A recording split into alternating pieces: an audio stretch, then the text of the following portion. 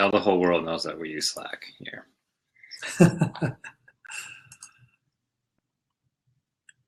All right. Well, hello, everybody, and thanks again for tuning in. This is episode 2 of The Agency Way, a Room 214 weekly Blab series to help marketers learn from subject matter experts within a marketing agency, in addition to guest thought leaders in business and marketing worldwide. I'm Jason Cormier, your host, as well as the co-founder of Room 214, which is a digital and social marketing agency. The format of our Blabs target 15 to 20 minutes because we respect most of you are working people and time is precious. Our guest on the show today is Michael Kwolek. Michael's the Director of Research and Strategy at Room 214. Michael combines quantitative research with observations on human motivation to help brands establish deeper connections with current customers as well as with new target audiences. Gosh, that sounds so corporate-y. It's killing me. It's so bloody corporate. I've been watching too much Downton Abbey lately. Anyway, in other words, Michael, what's another way to say this? Michael really geeks out like nobody's business on the kind of research and analysis specific to, excuse me, my little earpiece is popping out, specific to social listening. And it's the kind of social listening that actually generates a ton of value and insights for businesses. So companies that Michael's worked with include both on the B2B and the B2C side. I know Sports Authority, Qdoba, Horizon Organic, Forever 21. The list goes on. Michael, welcome to the show. Thanks for having me. Awesome. Excited to be here. Excellent. Excellent. Well, I'm going to jump right into some questions here. And we'll get this show on the road. Sure. So, Michael, all marketing people pretty much know, I'm going to say, that social listening is really step one of getting into social media. It seems like you pick up any social media book today, and usually within the first couple of chapters, whether it's a how to do social media, a dummy's guide, whatever, you're going to see some reference to social listening. We all know social listening is most often also recognized as a way to do some real-time responding to posts and comments in social networks. You have essentially developed your own methodologies for how social listening is used, and it really goes far beyond what I just mentioned. So maybe you can just share with our audience, tell us a little bit more about that. Yeah, I think like you mentioned, social listening is typically used for sort of tactical reasons, and we use it for a much more strategic function. We typically use Crimson Hexagon, which analyzes all publicly available conversation across the web on any topic, whether it's a brand name, an industry, whatever it happens to be. And that allows us to see overall what's going on in the conversation, what is driving spikes in volume on particular days, what sort of key themes are coming out of that conversation, what the sentiment is, where that conversation is happening, who are the influencers driving that conversation. So sort of those higher level, broader topics. But then we can really drill down to the specific post level, which I really like to do. And that's something that you don't necessarily get with a lot of different platforms, that ability to see the big picture and very specific individual posts. Because I like to look at, if someone's tweeting about a brand, what else do they tweet about? What does their profile picture include? What does their profile say about them? Do they have a blog? Do they post on Instagram as well? Looking at their whole lives, because we use it to actually build personas. As traditional marketers have used, focus groups, things like that to build out that kind of thing. We can do a lot of that research right online by looking at what people are naturally saying, unprompted conversation. So it's not biased by any kind of, guided questioning or anything like that. So it's allowed us to build really accurate and insightful personas about the people who matter most to a brand, which is those people who are actually naturally talking about that brand, for example. Mm-hmm. Yeah, it's interesting. What about because I know a lot of companies that really get into brand development, and even just marketing teams for any company for that matter. A lot of them, maybe they already have personas. When that's the case, I mean, does your work because you're talking about creating personas? Yeah. Are you able to add value to companies that already have created personas? Yeah, for sure. We've seen that a lot of times personas can be a little bit high level and sometimes sort of interchangeable. It's like this person could be anybody. And I think because of some of the techniques that people use to develop those ideas. So there may be some sales data that's thrown in there, which has some good specifics, but there's a little bit less about who this person actually is. We like to take that more empathy-driven approach where we're really learning more about what this person's motivators are, what's really driving them, emotionally, how are they connecting with this brand, and that we actually can find by looking at what they're talking about on Facebook, Twitter, what they're saying on, what kind of conversations they're engaging in on message boards, and looking at what's really driving them, what are their passions, and then also just looking at the basic digital habits, which types of message boards are they going on, what types of content do they seem to engage with most, are they more active on one platform versus the other socially, that kind of thing. So I think we can supplement personas that are already have been created by creating what we call the sort of digital profile. We know that people kind of are a little bit different in the real world as they are online, and so we can sort of supplement that by creating that very digital specific persona, which really aligns with the work that we do. It can give us very rich data that can then drive digital marketing specific strategies that may be slightly different than what we would have created for a traditional marketing campaign. Mm-hmm. I know that a lot of companies, they'll come to you and they'll have very specific questions, oftentimes related with their brand, or even their competition online. And you already mentioned this. I mean, you dig into the volume of conversations. Yeah. You're trying to trudge up what are the key themes, the emerging topics, those kinds of items. But sometimes we know that the number of brand mentions across social networks and other web properties, for that matter, may have a super low volume. So, for example, James Clark always uses the example of people don't say, I just went running in my Pearl Azumi X290 350 turbos. Yeah. They say I went running and my knees hurt. And so, when you start to get into that limitation in terms of how much a brand is actually mentioned online, how is value being driven for these brands through the kind of analysis that you're doing? Yeah, I think this is typically important for a lot of B2B brands where there isn't necessarily organically driven conversation about them online. And then also for young brands where they're just starting out and there isn't necessarily that volume of conversation about them specifically. So what we like to do is look at the broader industry and understand the trends behind that industry. So oftentimes in aggregate, a set of, particularly on the B2B side, a set of competitors can have a decent enough volume of conversation that we can get some real insights, and then be able to compare amongst those, those bigger brands that may have that volume. And then on the B2C side, for those startup brands, we can look at specifics around the industry overall, and then again, those bigger competitors. So it helps us really understand what the overall themes and trends are and where there might be white space that we can help guide that young brand to then take over. So if we see a lot of conversation about one specific topic and maybe there's emerging conversation about another topic that we think is actually more interesting, we can help guide that brand to perhaps go that direction a little bit more. So I think it actually can be really helpful for brands that don't necessarily currently have a high volume of conversation online. Mm-hmm.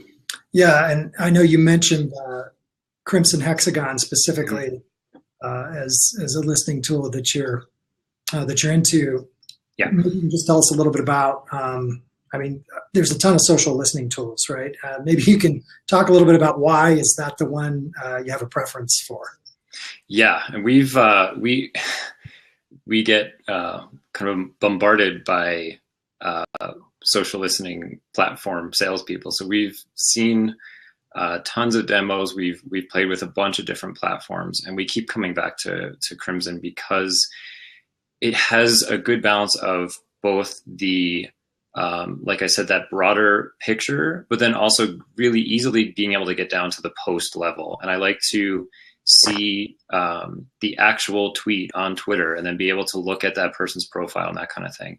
And some other platforms kind of tend to obscure that a little bit, and they give you what they see as the answers. Here are the trends. Here are the key topics. And I don't always trust software that is analyzing human conversation, especially the kind of conversations that we see on social media, which is full of slang, abbreviations, memes, all just crazy kinds of language that a computer isn't necessarily going to be able to process and understand and make meaningful conclusions from. Mm-hmm. So yeah, Crimson and Crimson also tracks a wide range of platforms. They're starting to do some really interesting stuff with Tumblr now. They do some basics on Instagram. So we're seeing them continue to push that, just expanding their portfolio of what they can analyze. So it's been great to see them grow and add features that we use every day. Yeah, I appreciate that you mentioned the ability to, use the tool, but ultimately have the human analysis. Because I just know from experience, early on, you trust the tool, and then you start to dig into the individual posts, and you find inconsistencies. I remember we were doing, social listening work for Travel Channel, and people would talk about Andrew Zimmern, Bizarre Foods. And the kind of statements were like, this is sick. This guy's a badass, and it was very positive sentiment. Right, but it comes out negative. Yeah, exactly. The tools we were using at the time, classifies that as negative sentiment. And if an organization is saying, "Hey, we're going to look at ROI on this based on how much we move the needle in terms of positive or negative sentiment," and you're just at the mercy of what this algorithm in this tool is doing, it's not the right thing to be doing. Yeah, totally. I mean, the software, this kind of software is only as good as the people who are using it. You really do have to put in that qualitative assessment of what the data is really saying. That's why we as much as we're on digital and we're talking about mass amounts of data, it really is a combination of quantitative and qualitative. You can't just rely on what the output of the software is saying. It's you have to be able to interpret it and understand the human nature behind it, the emotions behind it, the trends behind it, all that kind of stuff that just comes with being active online, understanding conversations, understanding people. So it's definitely true that the software is not, you need that human touch to really find the true value in that software. Mm-hmm. Makes sense. Well, let's turn our focus to the future of social listening. And as somebody who's steeped in this day in and day out, what can you tell me about what you believe the future is in social listening? Yeah, I mean, this is a big challenge for us because social media and so much digital content is moving visual. So it's becoming less about the written word to some degree. And so the tools to analyze visual content aren't nearly to the level yet that they are for written content. So we have some great tools for analyzing written content, and they're still super valuable, and we're still gleaning really valuable insights from them. But when sites like Instagram are becoming more popular than a site like Twitter, for example, or when Twitter is even becoming more visually driven and less text driven, and even the use of emojis, etc., sort of changing the way that we communicate online. There's only starting to emerge platforms that can address that and analyze how visual content is consumed and shared online. So there's one platform that we've been looking at called ResF. It's REZF, that analyzes the data behind an image and can track where and how it is shared online. So that can be really helpful for brands to understand when they create a product image, what happens to it online? Where does it go? Who shares it? And then it gets shared a ton more times. So finding those influential people. We've seen that images for products, they come back a year or two later. So there's this resurgence on a seasonal basis.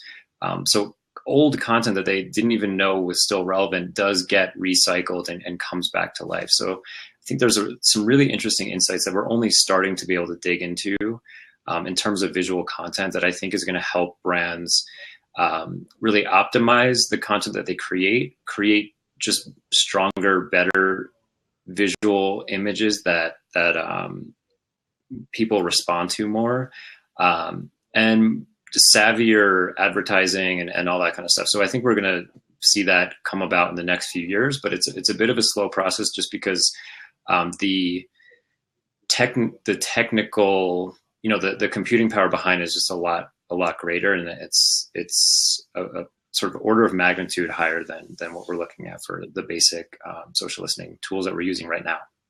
Is ResF, are they looking at images on Pinterest, or are they indexing more? What do you know about that? Yeah, it's focused primarily on Pinterest and Tumblr right now, being two platforms where a huge amount of visual information is shared, particularly brand images. So of course there's tons of images created on Instagram, but they're not shared as much on that platform. It's just not how that platform is used. Whereas Pinterest and Tumblr are all about sharing. So it's about finding stuff anywhere online and then bringing it to those platforms, commenting on it, putting your little spin on it, but then people resharing that content as well.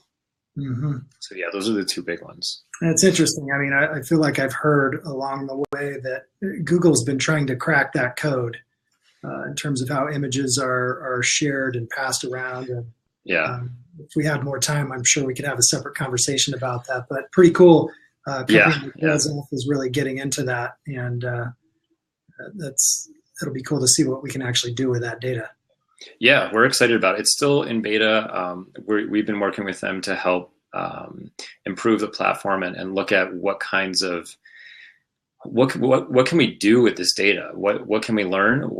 And how does it actually impact a business strategy? And we're still trying to figure that out. So it's actually pretty exciting to be kind of on the forefront of that. Very cool. Michael, what's the best book you've read this year? Oh, so I was thinking about this recently, and I feel like with this kind of question, you want like a business book, but I'm not going to give you a business. That's okay. It was The Martian. No big surprise. I mean, whatever. Millions of people read this book. What is interesting about it to me, and kind of relates to this conversation, is not only is it an awesome book, super easy to read, but also so intense, page turner. It's written in the language of the internet in some ways, and this hasn't, I don't think, really been talked about. Especially if you're big on Reddit, there's a certain language, a certain way of speaking on Reddit that I think is the way Mark's character in that book writes in his journals. It's this sort of snappy, short sentences, layers of humor and irony and just quirkiness that I think is really interesting. And I believe it was originally self-published. So this guy wrote this book. I think he seems like the kind of person that was active online and clearly has a science-based background, that really shines through in the book, and that's one of the things about it. Beyond how awesome the plot and the storyline, all that was, that really spoke to me. Excellent. Well, great. And Michael, I really appreciate you joining us on the show today as we're bumping up against the end of our time here. I'm going to go ahead and round us out. Each week we do like to do a nonprofit shout out of the week. Last week it was Give Hope Global. This week I want to do a shout out to iempathize.org. Brad Riley's a good friend of ours, a Boulder-based nonprofit that focuses on solving the problem of human trafficking, human slavery. This is an organization that's just done amazing things. Originally, we're focused overseas and actually identified quite an interesting problem in the United States. And so they've turned a lot of their focus within the U.S. Again, iempathize.org. Check it out. They do amazing work. Quote of the week. This is a Stephen Covey one for you. If we keep doing what we're doing, we're going to keep getting what we're getting. Hopefully that speaks to you. Thanks so much for joining us today. As a reminder, you can follow us on Twitter at room_214. You can also subscribe to our email newsletter by going to room214.com/blog. Our weekly series is picking up again on Thursday, January 14th at 11:30 Mountain Time. On behalf of everyone at Room 214, thanks so much for joining us. I am going to go ahead and hit the stop record button. For those of you that want to remain on the Blab and just blab some more, ask questions, use the chat function, that's great. I think we're going to start doing that moving forward with every episode. So again, thanks everybody for joining. Thanks.